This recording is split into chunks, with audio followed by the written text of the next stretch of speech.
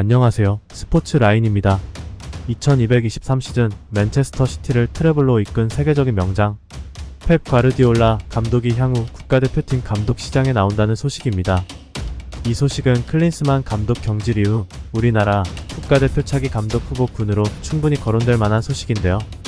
자세한 내용을 분석하여 소식을 전하도록 하겠습니다. 좋아요, 구독은 좋은 정보를 만드는 데 큰 힘이 됩니다. 끝까지 시청해주세요.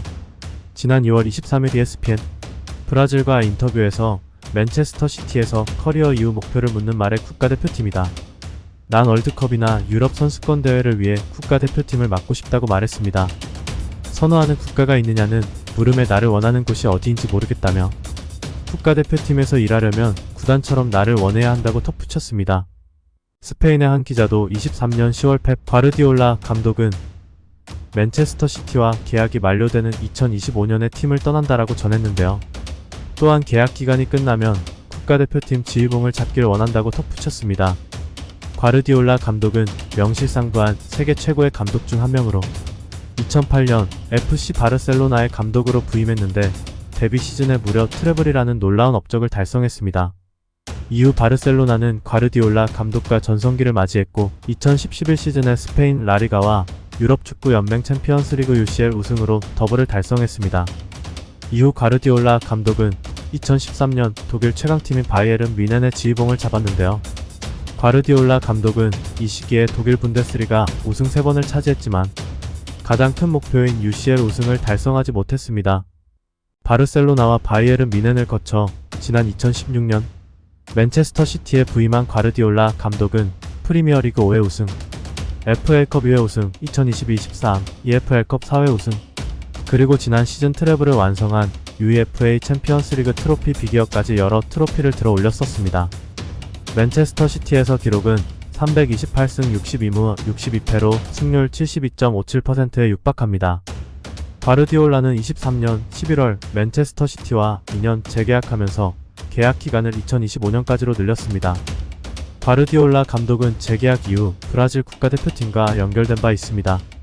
과르디올라 감독은 2020-21 시즌 초반 다음 단계는 국가대표팀이 될 것이라며 난 유럽, 코파 아메리카, 월드컵에서 감독하고 싶다고 말했죠.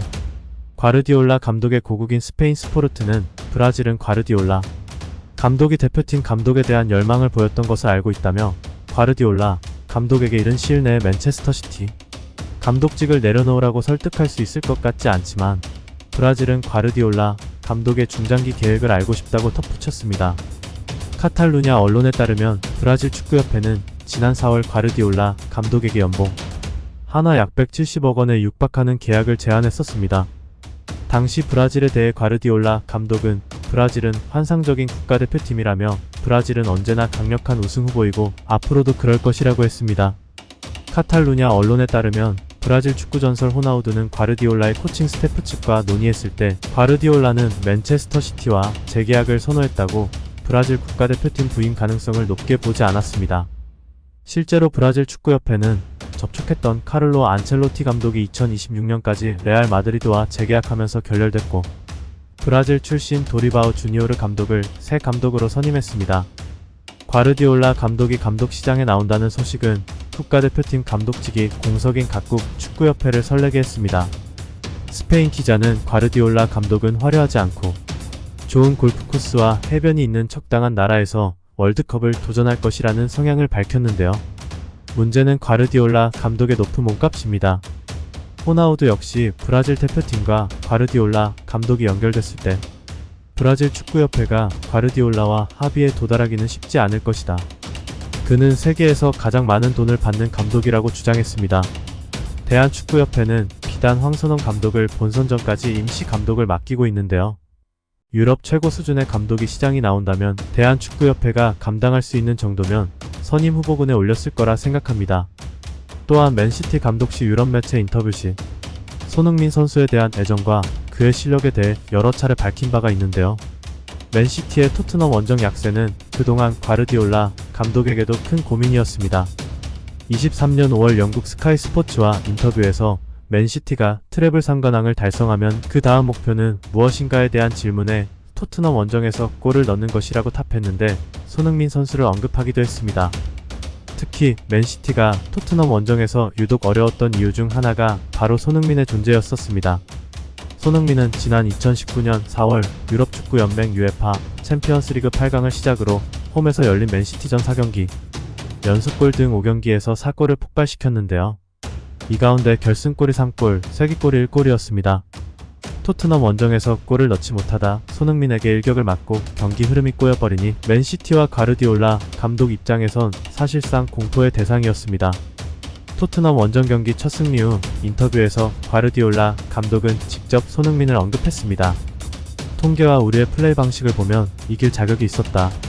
사실 지난 수년 동안 토트넘 원정에서 꾸준히 비슷한 경기를 해왔다면서도, 그러나 손흥민과 해리 케인이 늘 골을 넣었다며 쓴웃음을 지었다. 경기를 주도하고도 늘 일격을 맞은 터라 결과를 챙기지 못했지만 이날만큼은 손흥민과 케인의 부재 속 승리를 따낼 수 있었다는 뜻이었습니다. 평소 손흥민 같은 스타일의 선수를 지도해보고 싶다는 펩 감독의 의지가 실현되었으면 합니다. 한편 위르겐 클린스만 감독을 성적 부진으로 경질한 대한축구협회는 황선홍 임시감독 체제를 본선전까지 끌고 갈 생각입니다. 새로 짜여진 국가대표 전력강화위원회가 처음 모여 차기 사령탑에 대한 기본 골자를 완성했다고 밝혔는데요. 당시 정혜성 신임 전력강화위원장은 전술적 역량을 시작으로 육성, 명분, 경력, 소통, 리더십, 인적 시스템, 성적을 낼 능력 등 총 8가지의 선임 기준을 발표했습니다. 우리나라 축구의 황금 세대를 업그레이드할 수 있는 감독 중에 펩 가르디올라 감독만한 사람이 있을까 합니다. 감사합니다.